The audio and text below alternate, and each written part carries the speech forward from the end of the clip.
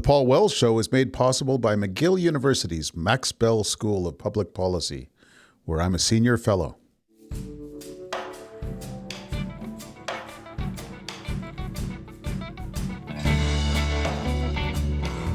We found the person who knows Mark Carney's writing the best. She's not a fan. Carney's not yet been here. When he referenced Nepean, he referenced Bell's Corners, which Bell's Corners is no longer in the riding. So all kinds of little things that people talk about at Tim Hortons are things that are going to come up in this campaign, I think. This week, Lisa MacLeod, the long-standing Ontario provincial member for Nepean, on the two local federal candidates, Mark Carney and Pierre Poilievre. Plus, columnist Hélène Buzzetti on the race in Quebec. We're a campaign podcast now. I'm Paul Wells. Welcome to the Paul Wells Show.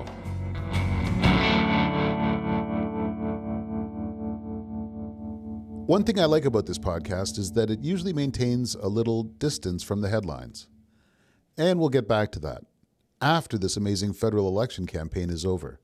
In the meantime, we're all about this campaign. Change is coming no matter who wins. The stakes are sky high thanks to Donald Trump. And the outcome is hard to predict. For the duration of the campaign, I'll be bringing you the best observers, journalists, veteran politicians, subject matter experts. No talking heads from any of the parties. You can get that stuff somewhere else. But let's not kid anyone. My first guest knows who she likes, and she comes by it honestly. Lisa MacLeod used to work for Pierre Poilievre. For almost 20 years in the Ontario legislature, she sat as a progressive conservative, representing the suburban Ottawa riding next to Poilievre's federal riding. That would be Nepean, whose new federal Liberal candidate is a guy named Mark Carney. Lisa knows who she likes, and it's not Carney.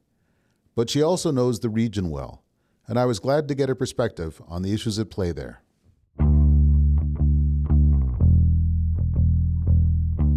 Lisa MacLeod, thanks for joining me. Thanks for having me, Paul. You and I have known each other forever, and I asked you just to come on now that you're no longer active in politics. I thought we could talk about what a political animal sees when she looks at this campaign. And then just before I came on this call, I realized you're a member for Nepean. You were the provincial member in the riding that overlaps with Pierre Poilievre's federal riding, and it's next to the riding where Mark Carney's going to run. Tell me about the geography and the fact that you now have this front row seat on the Poilievre-Carney wars. Yeah, so this is really an interesting one, so I should disclose everything. I spent 2 decades, 6 terms as the member for Nepean. I was Pierre Poilievre's campaign manager in 2004 and his deputy in 2006. And before I was elected, I was his EA, and I served for John Baird and Jan Harder in those roles. So I know Nepean probably better than anybody, having served in politics and public service here for 30 years. And of course, I served alongside Pierre when he was an MP for Nepean Carleton. Our ridings were the same. And now, of course, he chose to run in Carleton on the other side of the river. And I stayed in Nepean, where apparently Mark Carney is now from. So it's been an interesting couple of weeks. We started hearing the rumors trickle down during the provincial election that Mark Carney was eyeing Nepean. And then, of course, I think when Chandra Arya was banned from running for the Liberals, it became more crystal clear for those of us on the ground that was probably the play that we were going to see here in Nepean. Was Chandra Arya's dismissal as the candidate surprising? No, I think there was speculation for over a year that he might have been one of the ones that Prime Minister Trudeau was not naming with respect to some of the allegations that were happening in the House. And I think we all know what those are. Secondly, I think when he ran for the leadership, and they had ejected him, I didn't see a path forward for Chandra. It's hard to tell somebody that they're not allowed to run for the leadership of your party, but here you go, you can stay on as MP and run for the re-election there. I felt that was probably what was going to occur. I have spoken with Chandra a couple of times. I think that a lot of people in the riding, as much as they thought it was kind of funny that he had been running for the leadership, sort of said, oh, good on him. He's got some kahunas there and he wants to try and do this. It wasn't a surprise for us that he wasn't going to be a candidate in this election. I do think it was a huge surprise, despite the fact that there had been inklings of suspicion that Carney was going to run here, that he actually decided to, because it's not really known as a Liberal stronghold. Okay. And not really a big sort of central banker riding. I'm not sure we have any central bankers. And if they are, as John Baird would say, they're probably thinking rednecks, right? So people in our neck of the woods are very much strong values with family. They're very much safe streets type of people and very much on self-reliance. The big social programs don't go out so well up here. And I can tell you, like, the carbon tax has been something that even in my elections, I've been talking and railing about that for many, many years. And it's something that's going to have to be contentious. Hey, but having said that, when I vacated the seat this past February, the seat flipped. So the riding is changing. There are new demographics, and there are a lot of people that are living here now that didn't know John Baird or didn't know Pierre Poilievre. And quite frankly, so many people in the last 3 or 4 years that they may not know me. So I mean, I think it's 6 to 1, half dozen the other. I think that the biggest issue in terms of momentum locally here was Barb Ball's been able to get out there and get her lawn signs up. She's got her campaign. She's had her launch. Carney's not yet been here. When he referenced Nepean, he referenced Bell's Corners, which to people that are not paying attention or not from here, it wouldn't really matter. But Bell's Corners is no longer in the riding. So, oh my gosh. Yeah. So all kinds of little things that people talk about at Tim Hortons are things that are going to come up in this campaign, I think. Now, you worked both for Pierre Poilievre as his executive assistant and then alongside him as provincial member working with federal member. What do people not know about Pierre Poilievre that they should? 3 things that I think they'll underestimate him on is, one, is how cerebral he is. I think that they don't realize how meticulous he is and methodical. So Pierre Poilievre is on his 9th play by the time you're on your 2nd. He is an incredible strategist, and they continue to underestimate him because so many people want to put him in a box of where he was when he was 24 years old and he was first elected. And, the campaign had to get his first suit. To today, as a father, as a husband, and as somebody who served both in the executive council and on the front bench of the opposition. So I would say those are 3 things they don't know about him, and 3 things that I've been able to see behind the scenes. And I'll tell you, as anybody that works with him, he's the type of guy that, a higher tide levels all the boats up. And he's somebody that when you're around him, they're upping their game. And I think you see that. I think we've seen it for the past year as he's been traveling the country. He's getting those massive crowds. And I use my mom as a barometer, as most people do in politics. She's either interested or she's not. And she's one of the first people to say, okay, Pierre's coming. I'm from Pictou County, Nova Scotia, Peter MacKay country. But my mom is in that car and she wants to be at that rally because it's something to do. And so I think his organizational strength is going to be on there too. There was a story in the Toronto Star last week. You already know the one I'm talking about, Rob Benzie's story about Poilievre and Ford having their first conversation 3 weeks after the provincial election. Now, they both disputed that Poilievre asked for help from Ford, but they haven't disputed that the call happened. It was their first conversation they'd ever had. How does that happen? The head of the provincial Conservatives and the head of the federal Conservatives go that long without chatting? Well, they'll have to answer that. And of course, I served in Premier Ford's cabinet and I was Pierre's campaign manager. So I think it's kind of interesting that that's happening. I get to comment. I will say when I read the story, I knew that was, in the famous words of my husband, it was bull. I won't say the last part. So I think for anybody that knew anything, it was a hard pass for that. I don't know who the 2 people were that decided they were going to make that spin. I'm pretty sure Rob Benzie's probably not very happy with them right now. I would say in terms of the 2 of them meeting together, you know what? It really is both them focused on elections in the last little while. I don't think it's a big secret that they sort of are on different sides of the conservative spectrum. I think Doug came in on a populist mandate, and as a result of that, he hasn't adhered necessarily to the right wing leaning people in the party. And I think Pierre has come in with some pretty strong conservative credentials. So I think that might be a part of it. And the other part is, like, quite frankly, like, we've gone from basically the pandemic right into now, which is the 3rd election since the pandemic.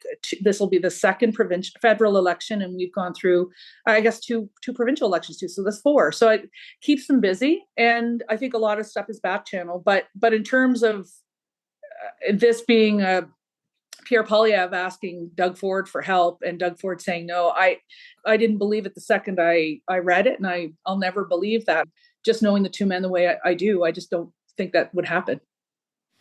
You mentioned the pandemic, just in terms of the context of how much electioning we've been having since then, but there's clearly a philosophical difference between the Ford conservatives and how to handle the lockdown and school openings and things like that, and the Poilievre conservatives. So that people who were fired from jobs at Queen's Park for being against COVID restrictions got hired immediately in Poilievre's entourage, and Jamil Javani, the young federal conservative MP, called Stephen Lecce, the former Minister of Education in Ontario, incompetent because Lecce, I think, spent a lot of time closing schools down during COVID.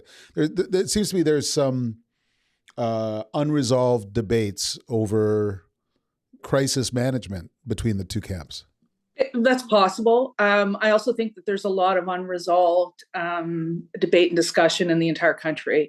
I served in the Premier's cabinet. I had 24 of the 28 hardest hit sectors under my portfolio, and it was very difficult. We spent some days 12 hours on a cabinet call with the public health officials and trying to get that right. And so, at our level, we were trying to keep people healthy and safe, while at the federal level, they had a bigger and larger view of what happened with the nation. And I will say this, I think Doug's handling of COVID-19 to the people of Ontario was strong. And I think it was important that he was there as everybody's uncle, and he delivered, and that's why he's got another mandate. So I got two more mandates. I think in terms of Pierre, he was able to tap into the frustration of people who felt that they had lost their rights and the whole notion of freedom. I think he tapped into the anger that was going to be directed at Justin Trudeau over the wokeism. And I think they appealed to two very different types of conservative. Doug more on the populist side and the steady as she goes, and Pierre more on the, what's the word? It's almost as if it's the base instincts of people who are in a crisis. And I think, to his credit, I contacted him when he was the finance critic, shadow minister. And I really think that is when Pierre Poilievre became the Poilievre of today. It's when he became a leader, when people thought, well, my hopes, my dreams, my income, and my rights are being taken. He was standing up for a whole new group of people. And to close this long circle I've just gone through, I think that their hopes and dreams were captured by two different people with two different, messages based on the timing. And so it's hard to explain, but I made a comment yesterday about Danielle Smith and Kim Campbell, and I said that they're very different in views and values. And, people immediately came after me and said, well, you're a conservative. They're both conservative. And that's not as simplistic as one might think, because you look at Dalton McGuinty versus Kathleen Wynne, two very different types of people who capture two very different types of liberals. I'm a little surprised I managed to get this far into the conversation without mentioning Donald Trump. The Trump tariffs and the threat of annexation are a huge wild card in this election. How do you think it plays? Well, look, I think every Canadian, with the exception of few that have interest in the United States, are very upset. I think that we have found a very patriotic sentiment across Canadians. And I think that there has been a void in dealing with Trump and his government since he was elected. And I think that the biggest thing that went wrong for us was creating that void and allowing the premiers, every one of them, coming out with some different type of tariff or threat or what have you, because the federal government was weak. So I think that there's a lot of fear in the electorate. And I think people are looking for hope, somebody that can stand up to Trump, somebody that can right our economy, and somebody that has an overarching vision. The other issue on that in the Trump tariffs, and it's one that I sort of explore as a former heritage minister, and this is my interest, is the fact, Paul, that we are seeing an unprecedented rally behind the flag, something that I haven't seen since the referendum in Quebec. And so I think whichever leadership candidate, and I believe it will be Pierre, but whomever is able to really rally the Canadian people, not just about the fear for the taxes and the tariffs, but who can rally them over a hope and a dream. And I think the Arctic policies that Pierre's come out with are a really, really good start.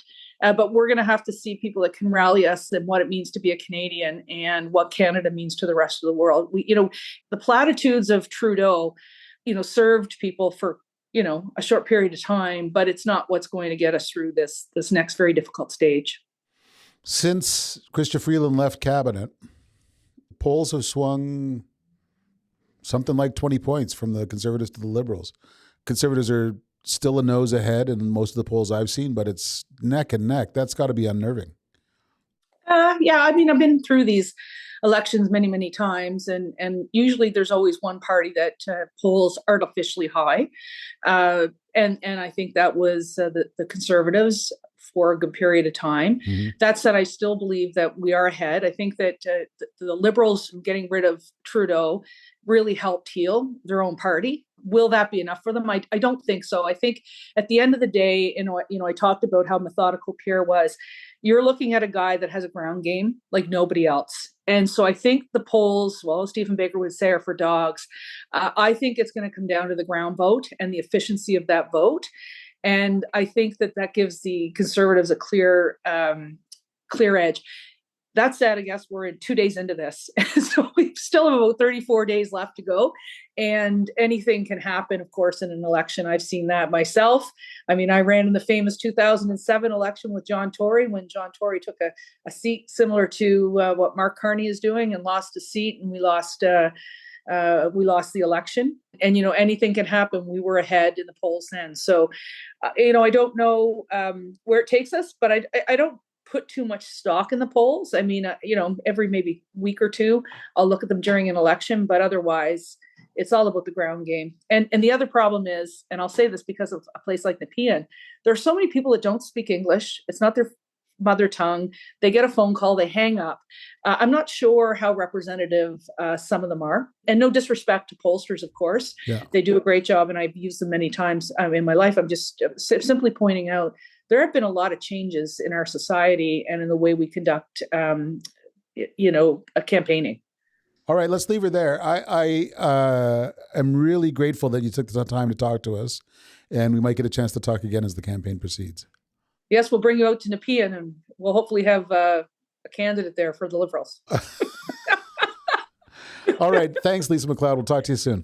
All right, thanks, guys.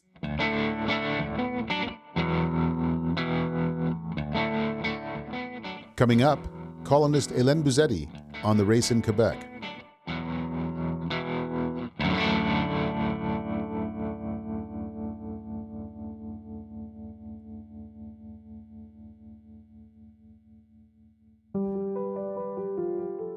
I want to say a word about the people who are supporting this podcast. McGill University's Max Bell School of Public Policy offers more than just a master's program. They strive to bring together different perspectives and disciplines through public lectures and seminars, strike a better balance between theory and practice in their research, and emphasize the various complexities of the policy process in their conferences. But if you are interested in earning a Master of Public Policy with global reach in just 1 year, applications are open now for next fall. Learn more at mcgill.ca/maxbellschool. In another life, which most of you don't follow, I work with Hélène Buzzetti almost every week.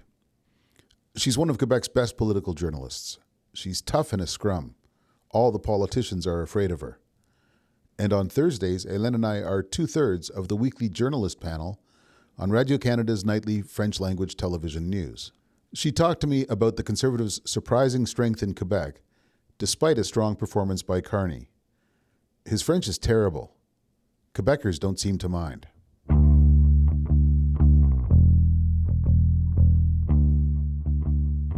Hélène Buzzetti, thank you for joining me. Thanks for inviting me, Paul. This is weird because on Thursday nights we have a regular gig. We're on the political pundit panel on the Téléjournal, which is the French language version of At Issue. I'm sort of the Chantal Hébert on that panel, the one with the weird accent. And you're the one who sounds like you know what you're doing. But now the tables are turned because now you have to speak English. Exactly. What are you watching and what are you noticing as this campaign goes through its first week in Quebec? Well, I see, I was giving some thought about it to summarize it, and I see three phenomena at work right now in Quebec. One thing, and we can get back to it afterwards, is the Conservatives are steady. which is interesting. And they are at their height. They have the best score they ever had in the past 15 years in the province, which is interesting. The NDP, like pretty much everywhere in the rest of the country, is crashing, but it doesn't mean much because the NDP was at an average of 10, 12%, and now they have about half of that. Doesn't make much of a difference for them, but it has an impact for the Bloc Québécois, and we can talk about that longer. And of course, the Bloc Québécois is losing speed as well.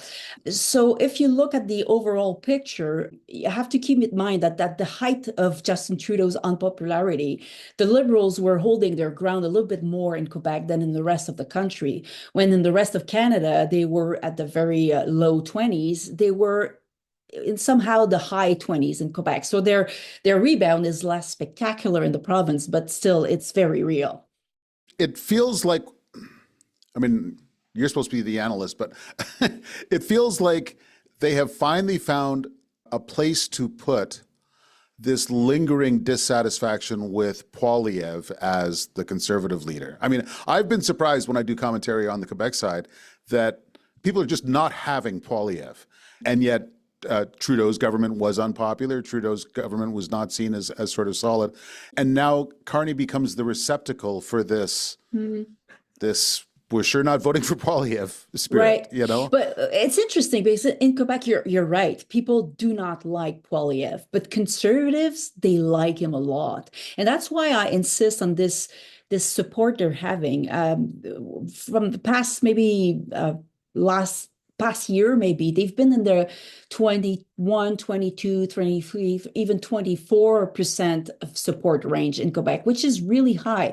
I went back to the 4 previous election. They never got 20% of the vote in Quebec, 19%, 16%, 17%. In fact, and that's ironic, you have to go back to 2008, where the Conservatives in Quebec got almost 22%. And why I say it's ironic, it's because that was the election during which Stephen Harper, hoping to get a majority, criticized the artists who were complaining about and talked about rich galas. It was a big controversy, and it's probably cost him his majority because otherwise I think he would have swept Quebec. So that was their best result, almost 22%.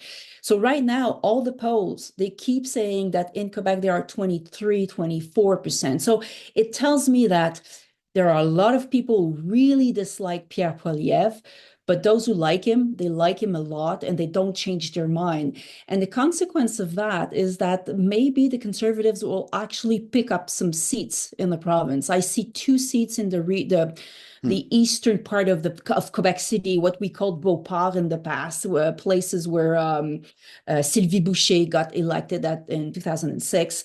There are 2 ridings there, maybe Trois-Rivières. They've been trying to gain the Trois-Rivières riding for many elections now. So I don't think anything will happen bad for the Conservatives. They will probably keep all their seats and maybe they could gain 2, maybe 3 seats.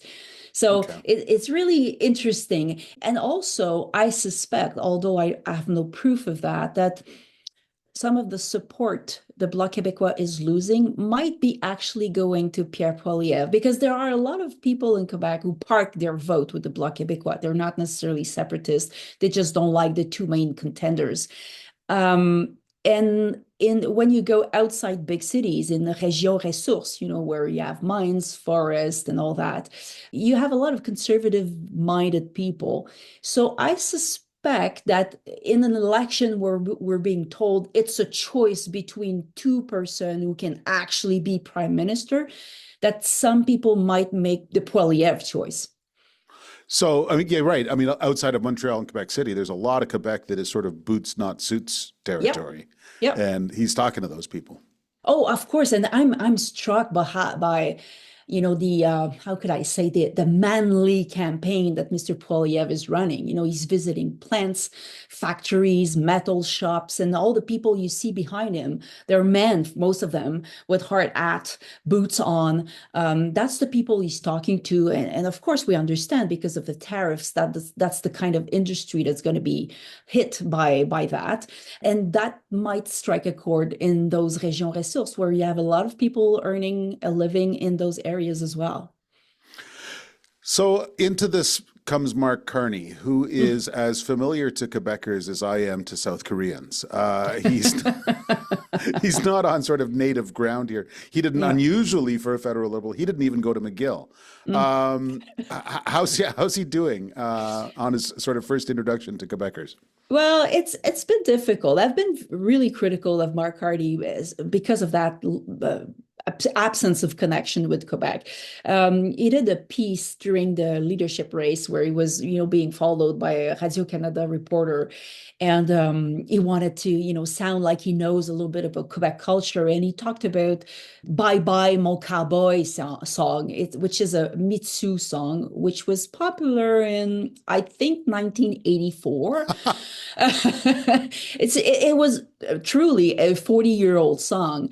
So it's not just that he doesn't speak French very well, actually, and we can have a longer conversation about that. His French is really basic, but it's also that you don't sense that he has any knowledge of Quebec or any connection. But so far, it doesn't seem to have any impact, because I feel, from what I see, what I hear, that people are truly afraid by what's going on in the United States.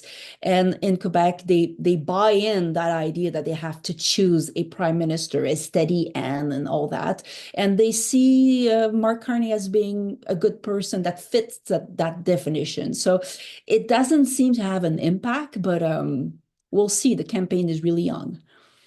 Now, the surprise of the week, perhaps, is Mark Carney announcing that he won't participate in one of the French language debates.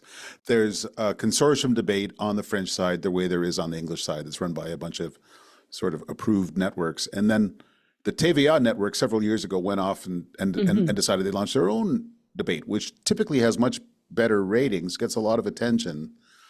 But Mark Carney's not going to play. Right. How come, and with what effect, do you think? Well, of course, at the heart of the issue is that the TVA is asking for $75,000 per leader to participate. And there's a really ethical issue with that, I think. I don't think we should be in the business of selling or time or redactional space to the people who are actually interviewing. So there's an issue with that. And that's the reason they're not going. But of course, they don't have the courage to say so. And there's a reason for that, because TVA is a big media organization. It's owned by Pierre Poilievre, a big businessman in Quebec. He's really powerful. And you said so, TVA is the most watched network. All the newspaper part of the Quebecers conglomerate are really popular as well. And you've seen in the past that politicians in Quebec, or in general, are afraid to go against the wishes of Mr. Poilievre. So you see the Liberals using some pretexts, some excuses that frankly don't convince anyone. Like Mr. Carney has said that he's not going because the Parti Vert, the Green Party, will not be invited. I don't think that's the main reason why he's not going, because, by the way, the Green Party has never been invited to that TVA debate. So when you speak off the record with other political parties who have accepted the TVA invitation, they will tell you that they don't agree with the idea of paying that much money to be on air with them, but they won't say so either because they're afraid. So everyone is being hypocritical in this file. They sense that they can mark some points against Carney because he's the one who has most to lose. But there's a more important issue about the ethics of all it and what's the influence of that businessman in Quebec and in politics. But that being said, Mark Carney's French is a real issue. He's not really good at it. You've seen, like I did, instances where he clearly doesn't understand the questions being asked of him. He's answering, beside the point. There are many instances where when I'm listening to him in French, the only reason why I understand what he's saying is because I already heard him saying it in English. And I know where he's going, and I can fill in the blanks or put the words back in the right order or switch some of the words and with the right ones. And you have to keep in mind that in Quebec, there are a lot of people who don't speak English. They don't. And what a politicians will tell them in French is actually the only thing they will hear from that politician. So that's why the debate is so important, and that's why it's going to be an issue for Mark Carney. I went back and I sort of did the comparison, compared his French against Stephen Harper, who was not a native speaker but could make himself understood. And I think he's probably the weakest in French of any leader who could reasonably aspire to be prime minister since Joe Clark 50 years ago. I mean, that's a long run of people who spoke better French than Mark Carney. And yet it doesn't seem to be, at this point, setting him back too badly among Quebec voters. No, I agree with you. I didn't go back as far back as you did, but even Stockwell Well, I am Day, older, Helen. not that much, Pierre Paul. I would even argue that maybe Stockwell Day's French was probably even better. I mean, I think the problem with Carney is that it's not only that he's not really good at speaking French, it's also that he doesn't understand. Like, sometimes you can tell, and that's certainly true of Stephen Harper, which you were mentioning, that sometimes, okay, the words don't come easy. You don't have a good day that day. Your second language is not as steady as your first language. Sometimes when you're tired, it's not as good. But you could tell that he understood what was being said around him. He knew what was going on. With Carney, I'm not always so sure. But all that being said, I've been saying what I'm telling you right now on many of the platforms on which I am, on TV, on radio, in print as well. And I've been criticized for that. Many Quebecers tell me, who cares? That's not important. Donald Trump is a threat. We have to choose a steady hand, and French is really just a secondary consideration in the context. I'm surprised by that, but that's something I hear a lot. Yeah, I mean, so this gets to two things. One, something I should probably say, I think Quebecers kind of expect a banker to speak English. Secondly, eloquence is not a huge priority in almost any setting. People are looking through the strengths and weaknesses of the leaders to find someone who they feel would make the best prime minister. And like Jean Chrétien never won any debate he was in. He just won a bunch of elections. And I think this could potentially be a case of that. Yeah, maybe. I think people are looking for authenticity. And let's take Pierre Poilievre's French, for instance. He's really good, but he's also he speaks in a way that people understand or can relate. When I listen to Carney, he's a really cerebral politician. He explains, here point number one, number two, number three. He's not a charming person. That's not how he's going to win that election, right? He's going to win that election by showing that he has competence, that he knows what he's talking about. That's his character in that election. Well, if that's what you have to sell, you have to be able to sell it to everyone. And when he switched to French, I have this impression that he loses like 15 points of IQ, Oh my. he's not, he doesn't sound as intelligent. I don't know how to put it differently. So all of a sudden, what he has to sell doesn't seem so attractive in French. But again, it doesn't seem so far to have any consequence on his popularity. Okay. So I think that's a good overview. What are the events, moments coming up in the campaign that you're going to be looking for? Frankly, I'm not original, but the debate will be a turning point. And one thing that I notice is that debate is quite late in the campaign, right? It's usually it's really in the middle of the campaign. Now it's the fourth week. If Carney stumbles, very little time to recuperate and to, dig himself out of it. So that might be a concern. I hadn't thought about that, and that could have an effect. For one thing, it could actually reduce the significance of the debates, right? I mean, much more could be baked in before people get a chance to see these leaders. Good point. I think it can work both ways.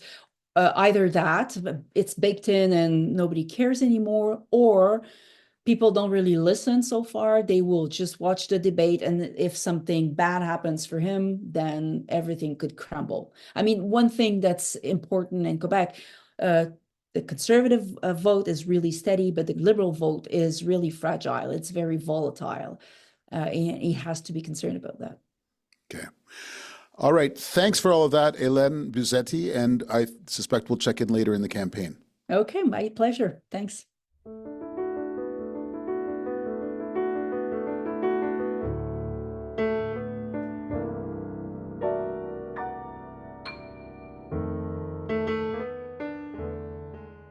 Thanks for listening to The Paul Wells Show.